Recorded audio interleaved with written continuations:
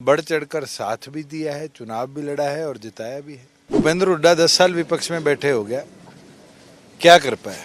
लाल ने बांध दे पिलसन बुढ़िया फिर डिठोरे में। दुष्यंत छोड़ के जाएगा, अंत में जाके बीजेपी छोड़ के खुद कांग्रेस में आके छोरे को उतार दिया। नमस्कार, मेरा नाम विनोद लांबा है। ग्राउंड रिपोर्ट में तमाम लोगों से हम बातचीत कर रहे हैं, लेकिन जो लोग जिनको वोट करेंगे या जिनको वोट नहीं करेंगे उन तक भी हम पहुंचने की कोशिश कर रहे हैं। और खास मेहमान हमारे साथ हैं हरियाणा के पूर्व उप मुख्यमंत्री दुष्यंत चौटाला साहब।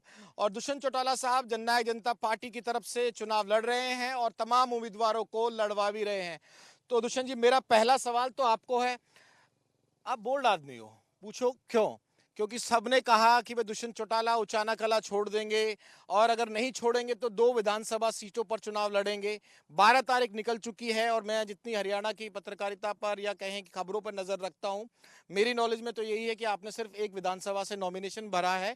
ये कॉन्फिडेंस है उचाना कला पे आपका, या फिर ओवर कॉन्फिडेंस है, या फिर इतने लोगों ने उल्हाने दे दिए आप बंद के रह गए? यहाँ लावा जी, पहली चीज, कोई उचाना में पहला चुनाव नहीं है, 8वां चुनाव, चाहे बतौर प्रभारी के चाहे बतौर कैंडिडेट के लिए मैं लड़ रहा हूँ। हार जीत तो राजनीतिक जीवन का वो सिक्का है जिसमें कोई परिणाम आ सकते हैं, मगर जिन लोगों का प्यार 2009 से लेकर निरंतर अब तक मिला है, मैं कैसे छोड़ के भागता। वीरेंद्र सिंह जी की आवाज बैठ गई,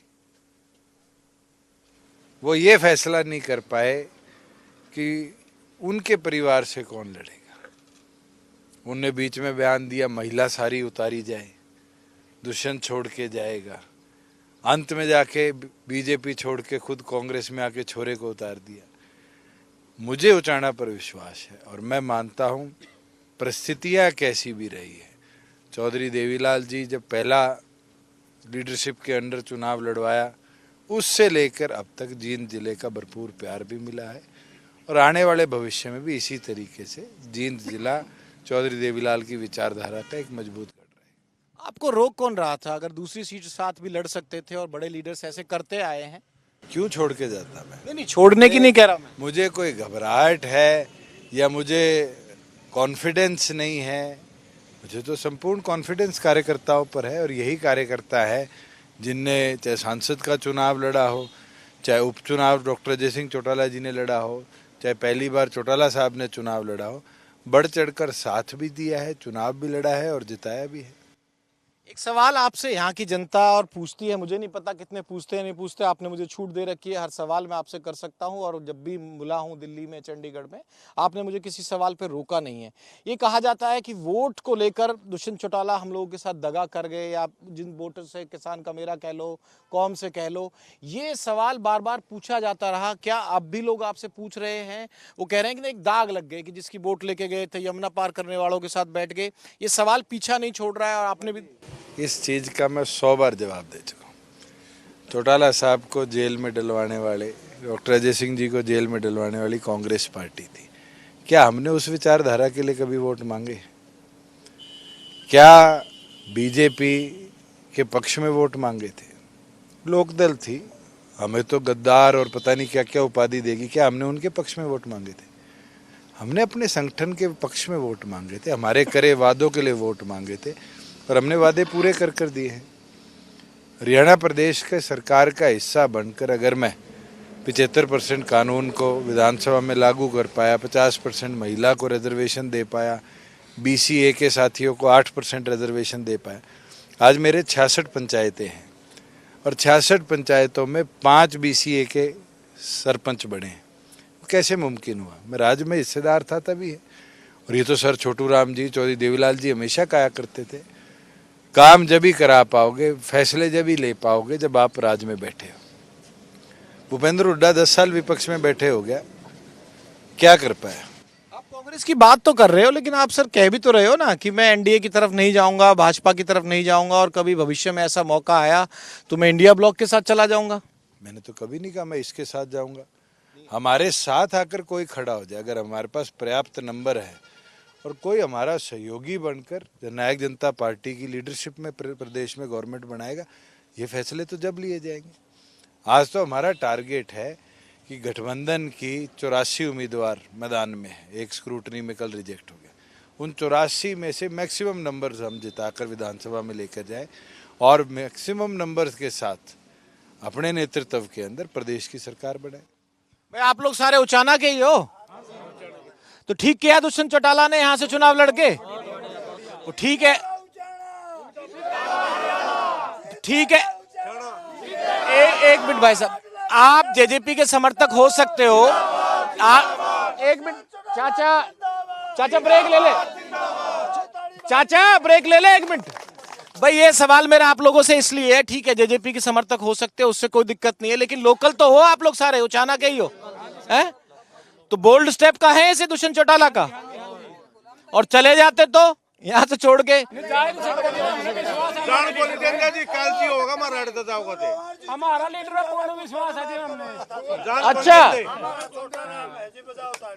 चल, एक मैं दुष्यंत जी 1 मिनट आ रहा हूँ। एक बहुत अच्छा गाना ये लोग गा रहे थे, क्या गाने की लाइन है आप बता दें तो थोड़ा सा मैं आपकी तरफ आ जाता हूँ। कैमरा भी घुमा दो भाई। एक बड़ा बढ़िया सा गाना बना रखा था आपने दुष्यंत चौटाला साहब के लिए, क्या था बढ़िया गाने आप बताओ जी। देखो जी, गाने तो नहीं हम दुष्यंत जी पे हर एक गाने बनते कि उनकी छवि इतनी साफ है, ये तो मैं बताने की जरूरत ही नहीं है। और मैं तो एक ही बात कहना चाहूंगी, वीरेंद्र सिंह को भी यार, और भी गाने बाजाओ मैं कर लूंगा। चलो गाना सुनाते हैं, गाना सुनाते हैं। देवीलाल ने आपको बांधेंगे जी। देवीलाल ने बांध दे पिलसन बुढ़िया फिर डिठोरे में, लाल ने बांध दे पिलसन बुढ़िया फिर डिठोरे में। एक बात कहना चाहूंगी जी बीच में, आप ये देखिए चौटाला परिवार ने बुढ़ेपा पेंशन, विधवा पेंशन, जच्चा बच्चा पेंशन, ये पेंशन किसने लागू की थी? यदि आज किसी के पास, ये जो बूढ़े हैं बेचारे, किसी के पास 10 रुपए भी नहीं होया करते, आज इनका सारा रोटी भी खा रहे हैं। आ जाओ, आपका गाना आ गया दुष्यंत जी, बस जल्दी से सवाल ले लेते हैं, आपको भी बहुत जगह जाना होगा, बातचीत करनी होगी। तो मुकाबला किससे है दुष्यंत चौटाला साहब का इस उचाना कला की सीट पर? बीजेपी का भी कैंडिडेट है, कांग्रेस का भी ब्रजेंद्र सिंह है, ठीक है, नानुकुर करते करते आखिरकार ब्रजेंद्र सिंह अब यहाँ सामने चुनाव आ गए। जो आप कह रहे हो कि भाई महिला को लड़ाएं, किसको लड़ाई, बातचीत थी। तो दुष्यंत चौटाला साहब के नजरिए से ये चुनाव वर्सेस किसका है? उचाना के 1-2 सवाल खत्म है, फिर मैं बाकी सवालों पर आऊंगा। देखो, जहाँ उचाना की बात है, यहाँ हमेशा से चुनाव जो रहा है वो वीरेंद्र सिंह जी वर्सेस चौधरी देवीलाल की आइडियोलॉजी का रहा है, और हिस्ट्री है, जितनी बार भी यहाँ चुनाव हुए हैं वीरेंद्र सिंह जी लड़े हैं या उनकी वाइफ लड़ी है, उनका बेटा लड़ रहा है, चौटाला साहब लड़े हो, मैं लड़ा हूँ, उससे पहले बाघ सिंह जी लड़े हो, नंबरदार जी लड़े हो। जनता ने 2 ही हिस्सों में वोट डाला है, और आने वाले दिनों में भी आप देखेंगे जनता इसी प्रकार से निर्णय लेकर, जो हमने 40 साल उनके राज के ऊपर उठकर जो यहाँ काम कराए हैं 4 साल के अंदर, उसके लिए वोट डालेंगे। सवाल ये भी बनता है कि जो समय है, क्या समय ठीक चल रहा है जेजेपी के हिसाब से? ग्राफ आया, हमने वो देखा, पूरी आपकी पार्टी बनी इनेलो की विचारधारा से बनके, और ग्राफ में आप उप मुख्यमंत्री पद तक पहुंच गए। लेकिन क्या ये रिवर्स गियर का टाइम है, या रिवर्स टाइम ऐसा हो गया है? वो हालात, वो माहौल, एक नारे लगा करते थे आपके लिए, आया आया सीएम आया, अब तो नारे नहीं लग रहे, वो कॉन्फिडेंस नहीं आ रहा। अगर कोई लगा भी देगा, अभी आप जल्द से तो शुरू होने दो, आप जल्द से शुरू होंगे, टूर प्रोग्राम्स जब और कॉन्स्टिट्यूएंसीज के होंगे। अभी तो जो जनसंपर्क मैं कर रहा हूँ मेरी लोक विधानसभा में, अभी तो मैं दूसरे क्षेत्र के अंदर 2 बार जाके आया, और आप अगले 20-21 दिन के जब प्रोग्राम शुरू होंगे, आप देखना माहौल वही बनेगा। पिछली बार भी आप हरियाणा कवर कर रहे थे, चुनाव की परिस्थितियाँ और समीकरण जो बने थे वो आखिरी के 5 दिनों में थे। तो आप कह रहे हैं कि अभी चुनाव पलट सकता है? अभी तो चुनाव शुरू हुआ है, 16 तारीख तक तो विड्रॉल्स हैं, कितने निर्दलीय जो भरे हुए हैं वो विड्रॉ करते हैं, कितने उम्मीदवार फाइनली मैदान में रह जाते हैं, उसके बाद तय होगा कि उस विधानसभा का परिस्थिति क्या बनेगी। एक शुरुआती रिपोर्ट तो इस तरह से आ रही है, जो आकलन कर रहे हैं, और मैं ही कर देता हूं, आप कहोगे कौन कोट कर रहा है।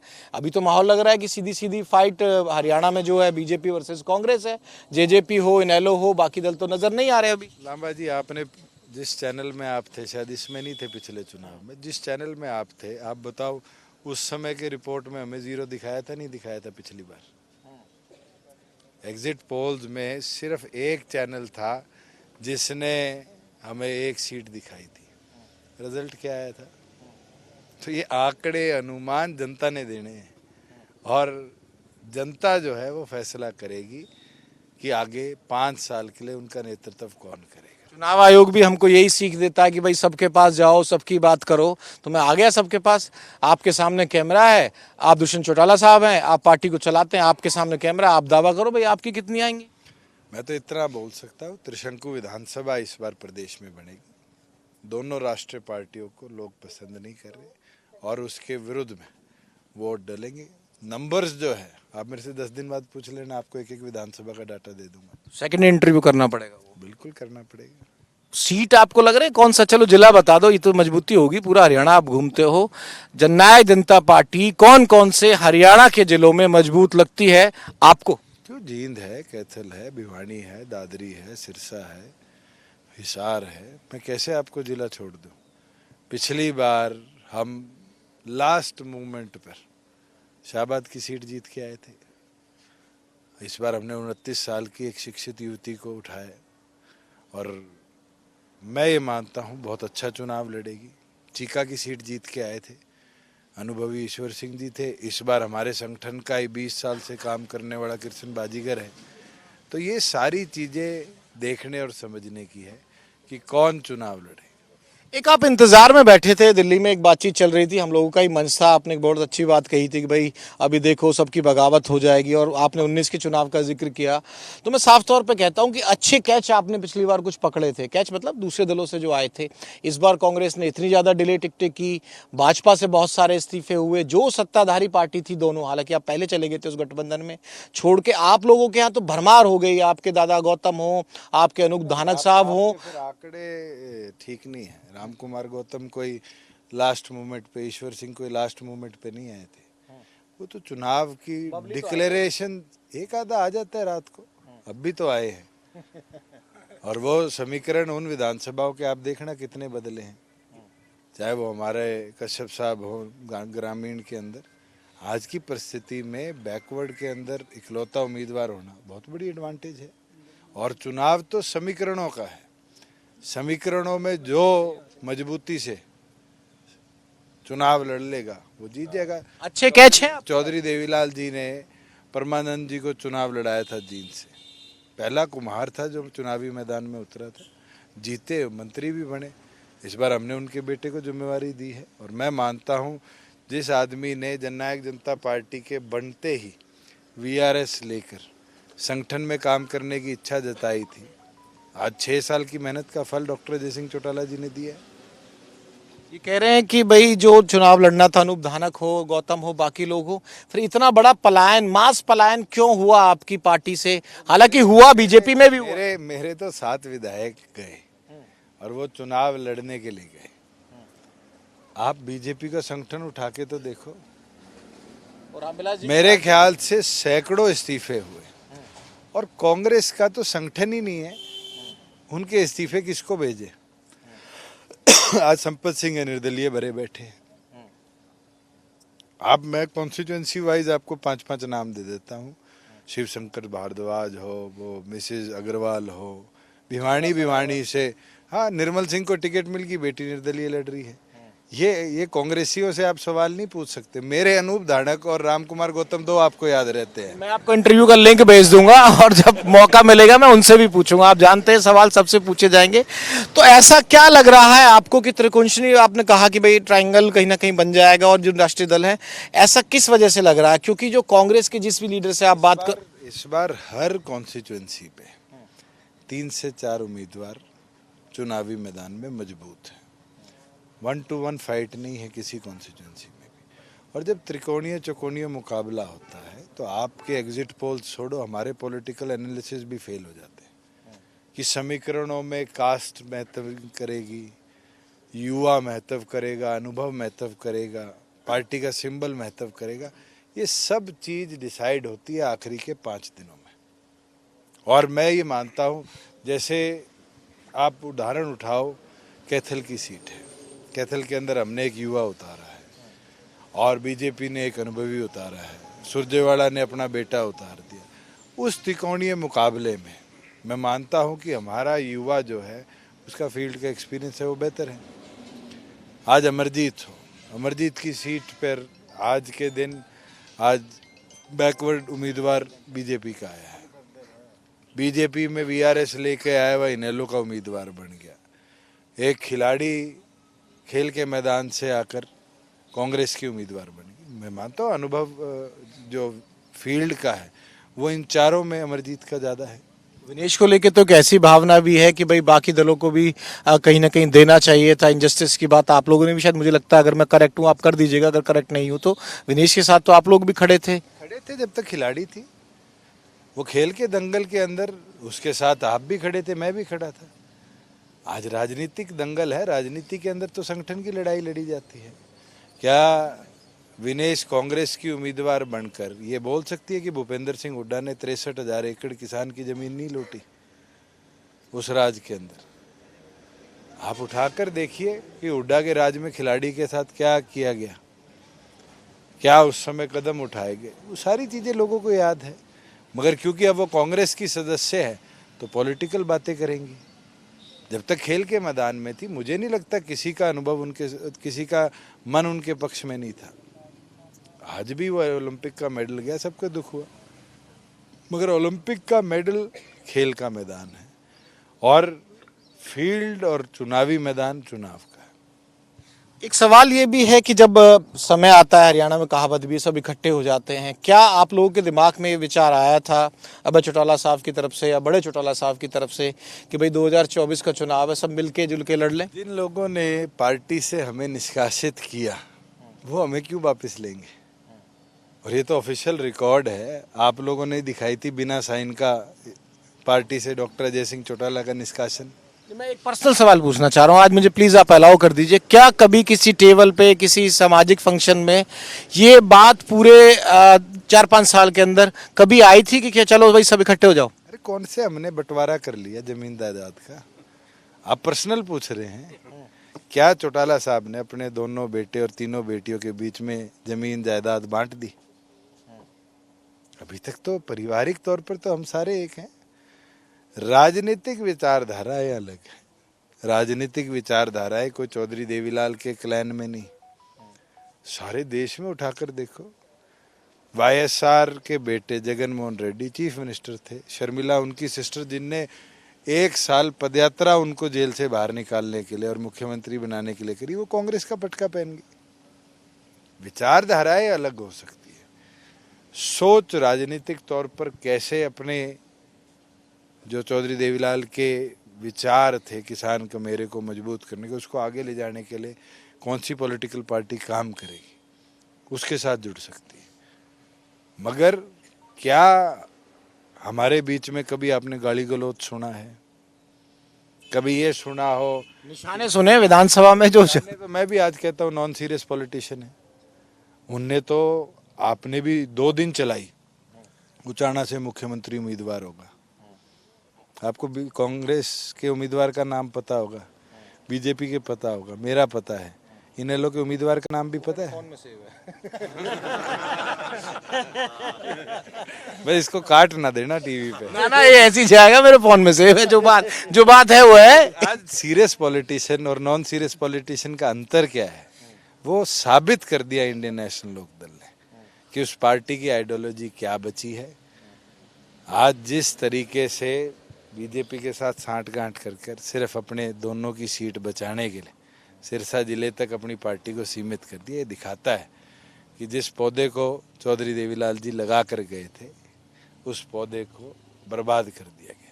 इस सवाल की तरफ मैं इसलिए भी आया क्योंकि एक अच्छा टाई अप आपके परिवार का देखने को मिला, डब्बाली सीट को लेके, रानिया सीट को लेकर। आपके एक छोटे दादाजी हैं रणजीत सिंह चौटाला साहब, जो बिजली मंत्री भी थे, भाजपा ने टिकट नहीं दी तो वो आप लोगों के नॉमिनेशन में जा रहे हैं। आप लोग दिग्विजय भाई भी उनके नॉमिनेशन में जा रहे हैं और पूरी उनके शायद पोते आए थे, तो वो एक टाई अप जो चौटाला परिवार का है वो देखने को मिल रहा है 2-3 सीटों पर वहाँ।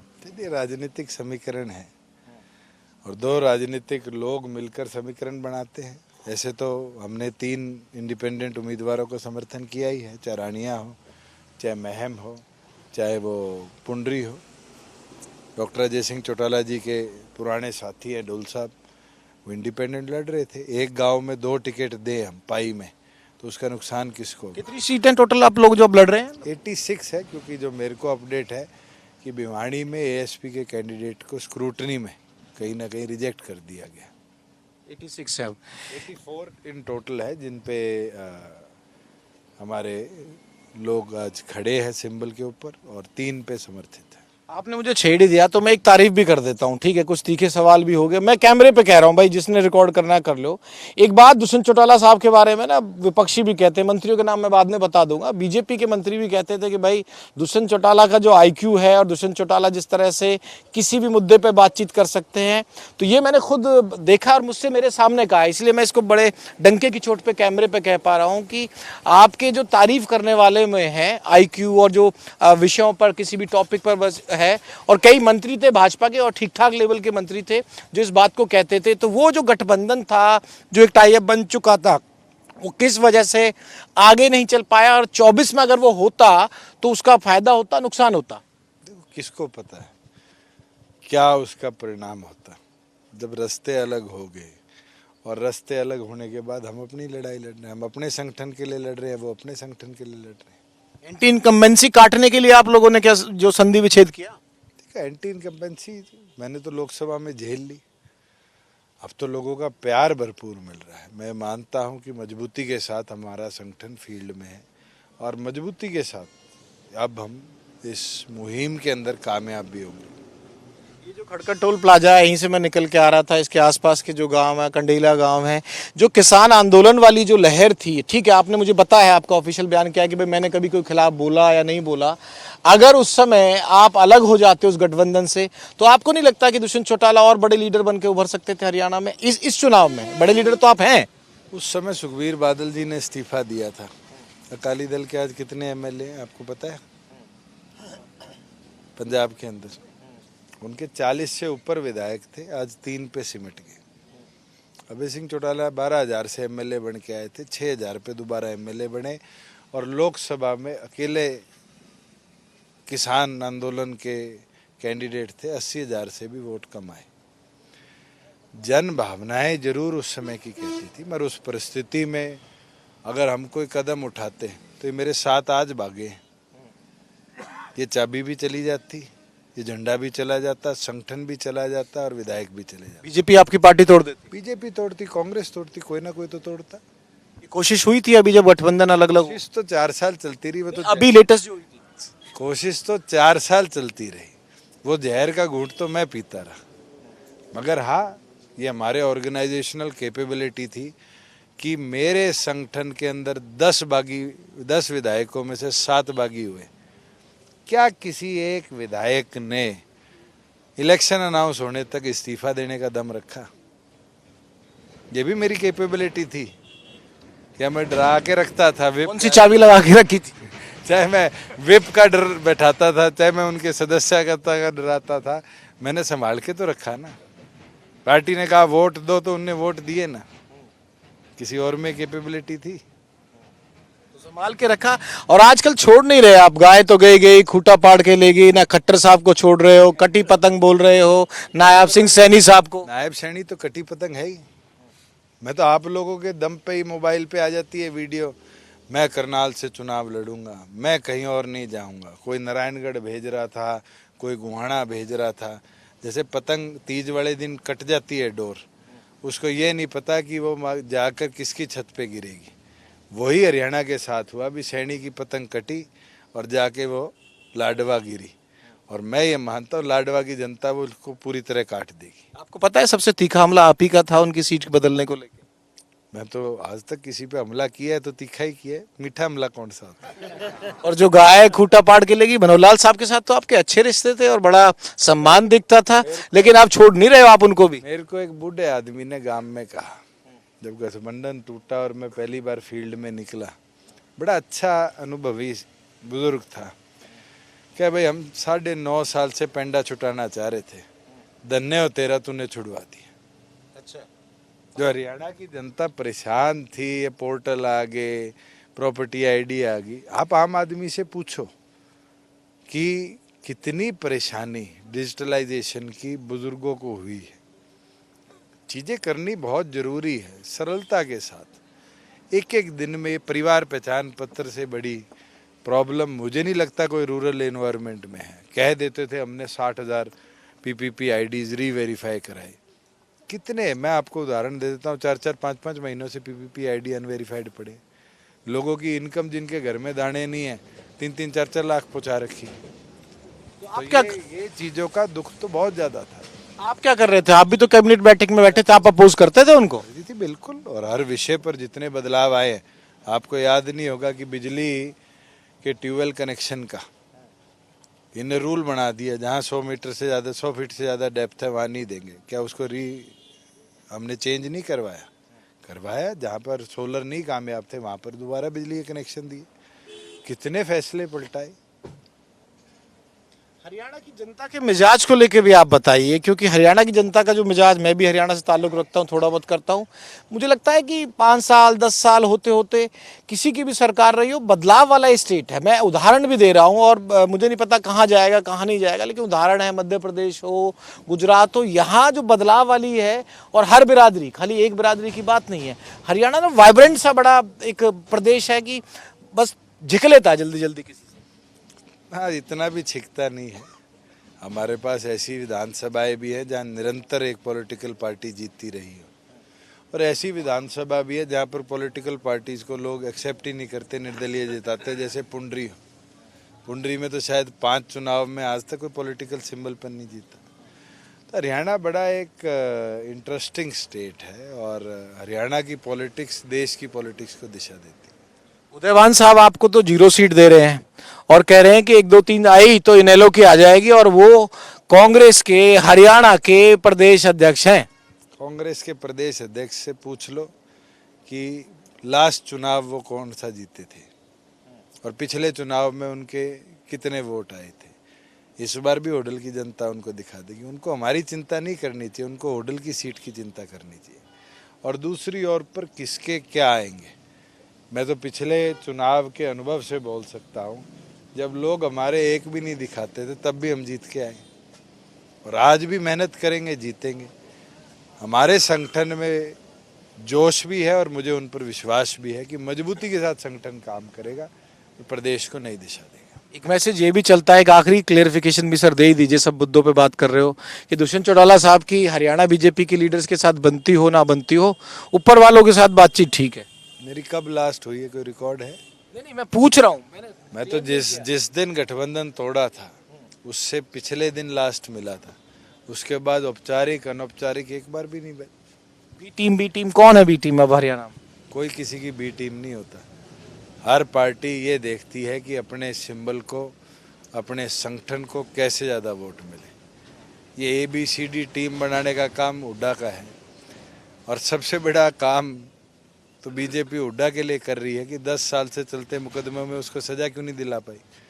जिस बीजेपी ने केजरीवाल को बिना नाम 1-1.5 महीना जेल में रखा, दूसरी ओर पर हुड्डा को 10 साल 4 गवाहों के केस में आज तक सजा नहीं दिला पाई। कौन किसके मदद कर रही है जनता जान चुकी है। केजरीवाल के बाहर आने से कोई फायदा होगा आम आदमी पार्टी को? कहीं अपनी उपस्थिति दर्ज करा पाएंगे वो लोग? आए हैं, और मैं तो संगठन के नेता हैं, कितना काम कर पाएंगे वो उन पे निर्भर करता है। तो शुक्रिया हमसे बातचीत करने के लिए। मुझे लगता है कि जो भी जितने सवाल मेरी समझ के मुताबिक थे मैंने पूछ लिए, और जितने सवालों के जवाब देने थे, मुझे किसी सवाल पर दुष्यंत चौटाला साहब ने रोका नहीं, और ये बातचीत जारी रहेगी। और आपने मुझे वादा किया कि विनोद 10 दिन बाद बात करेंगे, फिर आप मुझे सीट पे उंगली टेक के बताओगे भाई ये आप मजबूत के साथ एक पे कि कौन किसके मुकाबले में और कौन कितने वोटों से आगे।